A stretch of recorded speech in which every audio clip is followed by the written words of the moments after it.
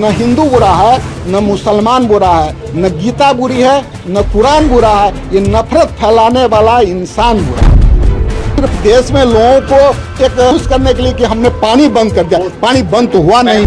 न हिंदू खतरे में है, न मुसलमान खतरे में है। खतरे में अगर कोई है तो आने वाले बच्चों का भविष्य खतरा में है। आज संविधान खतरा में है।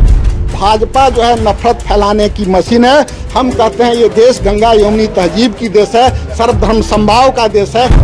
इस भ्रम में कोई मत रहिए कि नीतीश जी की सरकार है। ये सरकार ब्यूरोक्रेसी की सरकार है। तो श्रेय तो उसको जाएगा ना जो लड़ाई लड़ेगा, जो संघर्ष करेगा। ऐसा नहीं लगता है कि कास्ट सेंसस होने के बाद ये जो मनोबल है, ये जो सिस्टम है, ये आपके हाथ से छिना के दलित को, अति पिछड़ा को चला जाए? जिसकी जितनी हिस्सेदारी उसकी उतनी भागीदारी की जो बातें थी वो इम्प्लीमेंट किया गया। जिसको अपने जाति का पता नहीं और जातीय जनगणना की बात कर रहा है। कि नहीं लग रहा है कि जातीय जनगणना करके हिंदू को खंड खंड में बांटने का कोशिश प्रयास कर रही है? और राहुल गांधी के बारे में इल्जाम है कि वो हिंदू विरोधी और मोदी जी हिंदू हितैषी।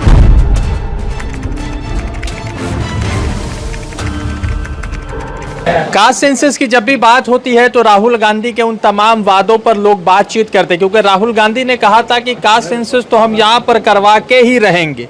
और ऐसा लग रहा है कि कास्ट सेंसस पर जब राहुल गांधी ने इतने मतलब के कॉन्फिडेंटली कहा तो लोगों को लगा कि सत्ता जो है राहुल गांधी चला रहे हैं। भाजपा के कई सारे लोगों ने कहा कि सत्ता लग रहा है राहुल गांधी चला रहे हैं और मोदी जी को हुक्म कर रहे हैं और मोदी जी वो तमाम बातें कर रहे हैं। मनोज कुमार मिश्रा जी है, मधुबनी कांग्रेस कमेटी के जिला अध्यक्ष है, और इनसे हम जानने की कोशिश करेंगे कि कास्ट सेंसस के बाद क्या बिहार में इंडिया अलायंस की गठबंधन की जो सरकार है वो शुरू हो रही? क्योंकि मिश्रा जी ब्राह्मण है, मगर चूंकि कास्ट सेंसस हुआ है तो भाजपा के लोग कह रहे हैं कि मोदी जी खुद हिंदुओं को बांट रहे हैं। पहले तो मोदी जी कहते थे कि अर्बन नक्सल का विचारधारा है ये कास्ट सेंसस। तो मिश्रा जी से ही जानने की कोशिश करेंगे। मिश्रा जी, बहुत धन्यवाद है आपका। सवाल यह है कि कास्ट सेंसस क्या हिंदुओं को बांट रहा है? देखिए, सबसे पहले बात तो ये समझने की जरूरत है कि हमारे न्याय योद्धा जो लोकप्रिय जननेता राहुल गांधी जी हैं, वो सामाजिक न्याय के लिए, आर्थिक न्याय के लिए और राजनीतिक न्याय के लिए लगातार संघर्ष कर रहे हैं। और जो जातिगत ये जनगणना की बात है, कास्ट सेंसस की बात है, तो हमारे लोकप्रिय नेता राहुल गांधी जी ये कर्नाटका से शुरू किए थे और कर्नाटका से लगातार कंटिन्यूअसली कास्ट सेंसस लागू करने के लिए देश के विभिन्न भागों में पूरी जोरदार ढंग से, पूरी जोर शोर से उन्होंने इस बात को आवाज़ उठाया और लंबे समय तक लगातार ये आवाज़ उठाते जा रहे हैं। और तेलंगाना में जब हमारी सरकार बनी है तो वहाँ ये कास्ट सेंसस करके जिसकी जितनी हिस्सेदारी उसकी उतनी भागीदारी की जो बातें थी वो इम्प्लीमेंट किया गया है। उसी को बेस मान करके हमारे जननेता राहुल गांधी जी बार बार रिपीटेडली कंटिन्यूअसली इस बात को रख रहे हैं कि कास्ट सेंसस होना चाहिए।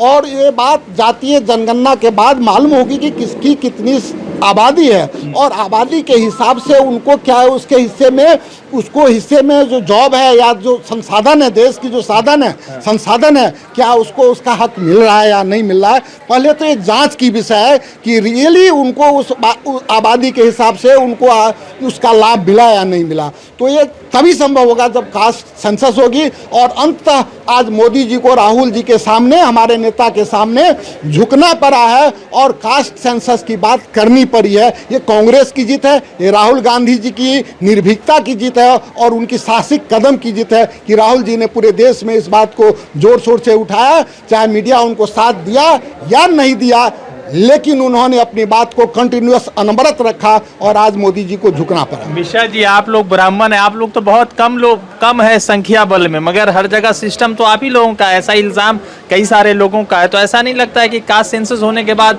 ये जो मनोबल है, ये जो सिस्टम है, ये आपके हाथ से छिना के दलित को, अति पिछड़ा को चला जाएगा? निश्चित रूप से। यदि हम कह रहे हैं कि आबादी जब पहले तो कास्ट सेंसस जब होगी तो हमारी जितनी संख्या होगी हम उस संख्या में भी हम अपनी जो अगर हमें काबिलियत, इफिशिएंसी रहेगी, पोटेंशियल रहेगी तो हम उसी हिसाब से हमको उसका हिस्सेदारी मिलेगा।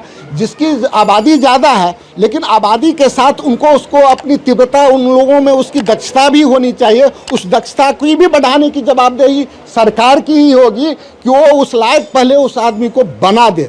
हिस्सेदारी का मतलब सिर्फ ये नहीं है ना कि कल अगर हम 50% या 25% किसी वर्ग को मान लीजिए हिस्सेदारी दे रहे हैं तो पहले हमारी जवाबदेही, सरकार की ये जवाबदेही बनती है कि उस वर्ग को उस लायक बनाए। और वो कौन बनाएगा? सरकार बनाएगी। सरकार उनको उस ढंग की फैसिलिटी दे, उनको सुविधा दे, मुफ्त तुम्हें शिक्षा दे, इंजीनियरिंग की डिग्री दे, मेडिकल की डिग्री दे, या जो भी संसाधन है एजुकेशन के या स्वास्थ्य के वो सारी मुहैया कराए, और तब उनको उस जगह पर लाने में इसमें थोड़ा वक्त तो लगेगा। लेकिन हम कह रहे हैं ये तो नहीं है ना कि मतलब अगर 5वीं पास कोई लड़का है और उसको आप आकर जाकर के जनगणना के हिसाब से IAS जाकर के बना देंगे, उसके काबिल तो उसको बनाना पड़ेगा। वो कौन बनाएगा?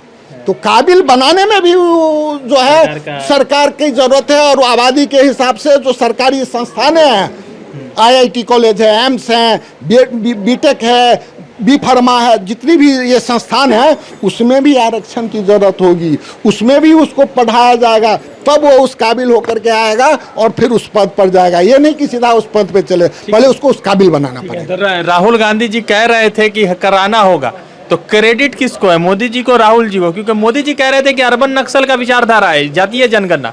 राहुल जी कह रहे थे कराएंगे, अब हो गया तो अमित शाह जी क्रेडिट ले रहे हैं, तमाम भाजपा के लोग ले रहे हैं, तो क्रेडिट का हकदार कौन? देखिए, पब्लिक डोमेन में है कि जब जातिगत जनगणना की बात राहुल जी हमारे जननेता सामाजिक न्याय योद्धा के लिए किए, तो मोदी जी क्या बोले, ये पाप है। अमित शाह क्या बोले, हमारे गडकरी साहब क्या बोले, जोगी जी क्या बोले, कितनी उनकी राहुल जी की संसद में जो है मंत्री अनुराग ठाकुर क्या कहा, जिसको अपने जाति का पता नहीं, वो जातीय जनगणना की बात कर रहा है। और राहुल जी ने उनका जवाब क्या दिया कि हम इसी संसद में, हमको जितनी भी गाली आपको देना हो गाली दे दो, लेकिन हम इस संसद में कास्ट सेंसस लागू करवा के रहेंगे और पास करवा के रहेंगे। और आज मोदी जी को उनके सामने झुकना पड़ा। ऑब्वियसली जो आदमी जंग लड़ता है, जो आज़ादी की लड़ाई किसने लड़ी, आज़ादी की लड़ाई कांग्रेस लड़ी, तो ये श्रेय किसको जाता है? कांग्रेस को जाता है, न कि RSS को जाता है, जिन्होंने अंग्रेजों की चाटुकारिता की और अंग्रेजों के दलाली की। तो श्रेय तो उसको जाएगा ना, जो लड़ाई लड़ेगा, जो संघर्ष करेगा। तो राहुल जी ऑब्वियसली कर्नाटका से लेकर के पूरी देश में इस बात के लिए संघर्ष किया है और आज उनकी जीत है। और तो ये क्रेडिट निश्चित रूप से कांग्रेस और राहुल जी को जा रहा है। बिहार में क्या है, बन रही है इंडिया अलायंस, हो रहा है इंडिया अलायंस का मुख्यमंत्री। निश्चित रूप से जो स्थिति है, देखिए डबल इंजन की सरकार है अभी, और आप जैसा कि जानते हैं कि ये डबल इंजन की सरकार बिहार में कोई राजनीतिक दल की सरकार नहीं चला रहे, राजनेता नहीं चला रहे। आज नीतीश जी सरकार नहीं चला रहे हैं, इस भ्रम में कोई मत रही है कि नीतीश जी की सरकार है। ये सरकार ब्यूरोक्रेसी की सरकार है, ये प्रशासन, ये यंत्र की सरकार बन गई है, ये तंत्र की सरकार बन गई है। यहाँ पर किसी नेता की कुछ भी नहीं चलती है। आप जा करके किसी सांसद को या किसी विधायक को थाने पे भेज दीजिए, कुछ नहीं, उसका कोई नहीं सुनने वाला होता है। न DM साहब सुनते हैं, न SP साहब सुनते हैं, न थानेदार सुनता है, इवन ब्लॉक का कर्मचारी भी नहीं सुनता। क्यों? क्योंकि सरकार आज यंत्र चला रहा है, प्रशासनिक महकमा जो है ना, ब्यूरोक्रेसी, वो सरकार चला रहा है। नीतीश जी के हाथ में कोई भी सरकार नहीं है, इसलिए वो मोनोपोली करते हैं। और इसलिए ग्राउंड पे इतनी भ्रष्टाचार फैल गई है कि आप अगर एक जमीन का पेपर लेके जाएंगे कि इसका बंदोबस्ती करना है या इसमें कोई म्यूटेशन करानी है या इसमें कुछ तब्दीली कराना है, तो हजार रुपये देने पड़ते हैं, क्योंकि वो नेताओं का तो सुनते नहीं है। प्रशासन जो है वो सरकार के अधीन आजकल रह नहीं गया, पूरा ब्यूरोक्रेसी हावी है और ये यंत्र हावी है। इसीलिए नीतीश और डबल इंजन की सरकार को यहाँ कोई सुनने वाला नहीं है। निश्चित रूप से लोग तंग आ चुका है इस सरकार से और सब समझ गया कि नीतीश जी अपने कंट्रोल में नहीं है, वो अपने आप से बाहर हो गए हैं। तो सरकार जो है बदलनी यहाँ जरूरी है, क्योंकि जब राजनेता के द्वारा किसी पार्टी की सरकार रहेगी तो उसका प्रशासन पे पकड़ रहता है। आज प्रशासन पे पकड़ इसलिए नहीं है कि नेता नहीं सरकार चला रही है, आज जो है ये ब्यूरोक्रेट जो है जो वो सरकार चला रहा है, IAS IPS ये सब जो है पूरा हावी है इस सरकार पे। इसीलिए ज़रूरत है कि राजनीतिक दल कोई मजबूत आदमी सरकार में बैठे जिसका इस सरकारी तंत्र पे अंकुश हो। और जो ये सरकारी तंत्र बेलगाम हो गई है, जो जनताओं की भावनाओं की आदर नहीं करती है, जो चाहे इंदिरा आवास हो या प्रधानमंत्री रोजगार योजना हो, हाँ, तो सब में आखिर अगर जब धरातल पे काम होता है तो ये पकड़ना किसका काम है? अगर भ्रष्टाचार धरातल पे बिहार में हो रहा है, अब ठीक है, काम प्रधानमंत्री के राष्ट्रीय स्तर पर का है, लेकिन जब धरातल पे काम होता है और प्रशासनिक लूट मची है, उसको पकड़ने का काम किसका है? लोकल जो बड़ी होते हैं, जो प्रशासनिक अधिकारी है, उनका काम है। तो वो तो धरातल से घूस लेने में ये है। मिश्रा जी, एक सवाल है, आखिरी 2 सवाल हम पूछेंगे आपसे। पहला ये कि नहीं लग रहा है कि जातीय जनगणना करके हिंदू को खंड खंड में बांटने का कोशिश प्रयास कर रही है? और राहुल गांधी के बारे में इल्जाम है कि वो हिंदू विरोधी और मोदी जी हिंदू हितैषी हैं। देखिए, ये मोदी जी का काम है कि बांटो और राज करो। देश में जब से ये सरकार बनी है, विकास नहीं कर रहे हैं, ये विकास के जगह नफरत की बीज बो रहे हैं। ये भाजपा की जो सरकार है वो नफरत फैलाने की फैक्ट्री है, जिनके उत्पाद हैं आरएसएस, बजरंग दल, कोन वाहिनी, हिंदू वाहिनी, ये सब उनके जो है उत्पाद हैं। तो भाजपा जो है नफरत फैलाने की मशीन है। हम कहते हैं ये देश गंगा यमुनी तहजीब की देश है, सर्वधर्म समभाव का देश है, ये संविधान से चलेगा। ये लोकतंत्र की हत्या कर रहे हैं, ये संविधान विरोधी सरकार है। आज लोकतंत्र देखिए क्या है, आज संविधान बचाओ की रैली की क्यों जरूरत पड़ गई है। तो आज सब जितनी भी संवैधानिक संस्थाएं हैं वो सब खतरे में है, क्योंकि ये तो सिर्फ विकास नहीं, ये तो चाह रहे हैं, जान रहे हैं कि हम ध्रुवीकरण कर देंगे, कोई ऐसा बात कर देंगे जिसमें हिंदू और मुस्लिम बढ़ जाएंगे और जो है हम सत्ता। तो हम ये कह रहे हैं कि आज जो है न हिंदू खतरे में है, न हिंदू खतरे में है, न मुसलमान खतरे में है। खतरे में अगर कोई है तो आने वाले बच्चों का भविष्य खतरा में है। आज संविधान खतरा में है, आज लोकतंत्र खतरा में है। यदि कल आपको बच्चों का भविष्य बचाना है और संवैधानिक संस्थाओं को और लोकतांत्रिक संस्थाओं को बचानी है, तो इस नफरती सरकार को आपको बाहर भेजना पड़ेगा, बाहर का रास्ता दिखाना पड़ेगा। तब गंगा जमुनी तहजीब बचेगी, तब सर्वधर्म समभाव बनेगा और सेकुलरिज्म की जो हमारे देश की जो राष्ट्र है, जो सबका लेके चलने वाली बात है, वो तब होगी। एक सवाल आखिरी, पहलगाम में क्या लगता है किसकी विफलता है? प्रधानमंत्री नरेंद्र मोदी ने पानी बंद करने का आदेश दे दिया। देखिए, पानी, सिंधु नदी की पानी बंद करने की बात है, तो पहले तो हम ये कह रहे हैं पानी बंद कैसे होगी? कोई भी नदी है, कोई नदी है, आप ही के गांव में कोई नदी गुजरती है तो वहाँ पानी रोकने के लिए बांध बांधना पड़ता है, डैम बनानी पड़ती है। तो सिंध नदी में यदि ऐसा कोई व्यवस्था है, आप मीडिया वाले सब जानते, तो फिलहाल नहीं है, तो पानी तो बंद हुई नहीं। और वो व्यवस्था करने में इनको कितना समय लगेगा ये आंकड़ा अंदाज कीजिए, और उसके में कितने खर्चे होंगे ये अंदाज कीजिए। तो ये तो सिर्फ देश में लोगों को एक ये करने, खुश करने के लिए कि हमने पानी बंद कर दिया। पानी बंद तो हुआ नहीं। में किसकी विफलता है?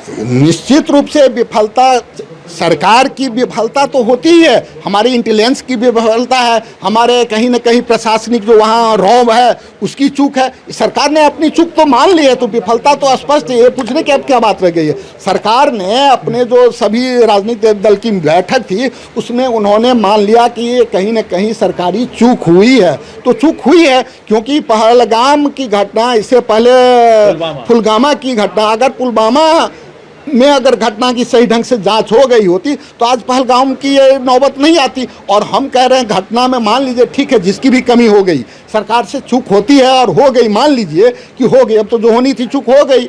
लेकिन अब तो पूरा देश, पूरे सारे जितने राजनीतिक दल हैं सब मोदी के साथ खड़े हैं, इस सरकार के साथ खड़ी है कि आपको जितनी भी बड़ी से बड़ी कार्रवाई करनी है आप कीजिए। लेकिन सरकार कार्रवाई क्यों नहीं कर रही है? आज इतने दिन, कितने दिन बीत गए इस घटना की, इतने दिनों तक में आपने क्या किया? झूठ का एक नारा, बस सिंधु के पानी रोक दी। आपने बिजली क्यों नहीं रोक दी? अडानी जी बिजली पाकिस्तान में सप्लाई कर रहे हैं, आपके अडानी जी तो बहुत रिलेटिव, बहुत नज़दीक हैं, जिसको आप मालो माल बना दें, धनाढ़ लोग हैं, तो आज बिजली बंद करवा देते हैं आप। पूरा भारत में हिंदू मुसलमान हो गया है, मगर देखिए, हिंदू और मुसलमान उनके चाहने से वो चाह रहे हैं, वो धार्मिक उन्माद फैला करके जो सौहार्द है हम लोगों के बीच, जो गंगा जमुनी तहजीब है, उसको तोड़ने में लगे हुए हैं, लेकिन वो सफल नहीं होंगे।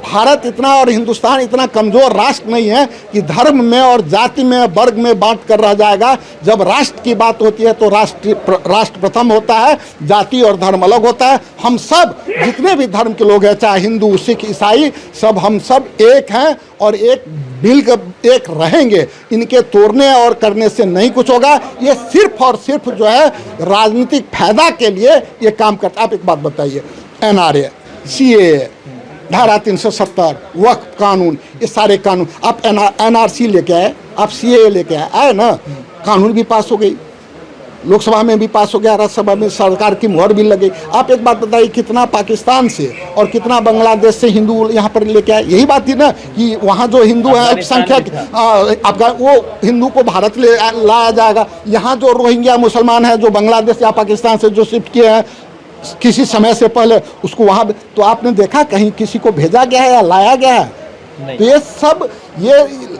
ये सरकार जो है सिर्फ लाती है जुमलेबाजी करने के लिए, धार्मिक सौहार्द बिगाड़ने के लिए और लोगों को ध्रुवीकरण करके सिर्फ चुनाव में अपनी राजनीतिक फायदा सेकने के लिए ये आती है।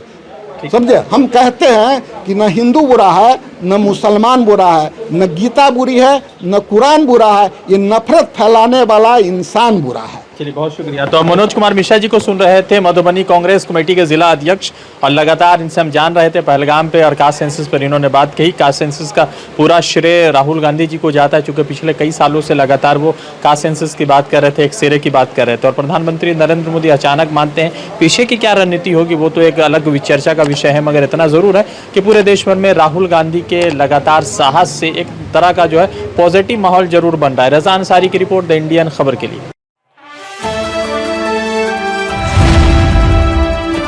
द इंडियन खबर, सच आपके सामने।